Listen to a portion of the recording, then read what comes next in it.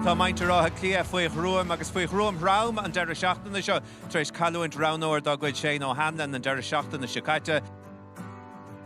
Shane was just such a strong figure within our group. You know, the love the players had for him. He's left a big hole that's going to take a long, long time to fill. Captain seo of course níos tábhachtaí títe amach gan doubt an dachlán agus the Winter Peile Allianz so tá muid le críomh go sé imthe. Cuma anna bhrá anna leisciúil an stíl kickála ach crain. With the week we had, we just didn't know how we'd be in ourselves coming into this game. Asáilteach a míle chuil deisintach ag Craig Stoilin ach an count mehan líon dá chorn agus ní hasig son. It's another good goal. It's our third round. We've 1 point, Michal, and we've 2 legitimate goals ruled out in the last 3 weeks. It's very, very hard to compete at this level when you're not getting the decisions right. Merchant atá Allianz fé láthach tá pócaí begus báis an son agus sin anna féintear fad ag a Diarmaid Murtagh. The last 10 minutes or so in the first half we felt flat.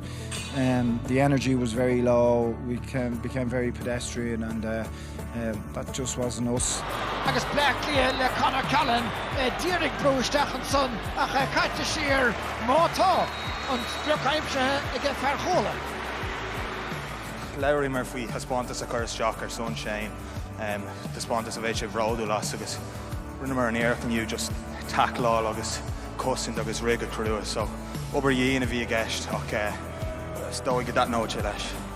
It was hard. They were probably just trying to find themselves in a group that was so sort of emotional and you know, found it so difficult, and it was great to see those boys step up because everyone was needed tonight.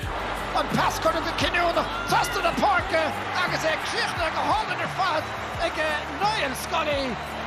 Thought we played well for patches.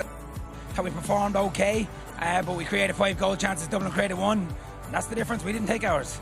It looked like a nailed-on goal for Ros Comáin and a massive intervention from David. He's well capable of doing that. So yeah, we were very happy. Tá chiad féint tSraith leis fachtacha or to spontas or chearan nó cúigear díobh. Life moves on, and as much as we'd wanted to stand still so we could mourn or grieve or do whatever we needed to do, that wasn't the case, and we obviously had to put on some sort of a performance here tonight, and the lads dug deep and showed great resilience despite the emotional week and the challenge it was, and Shane would have been delighted with that.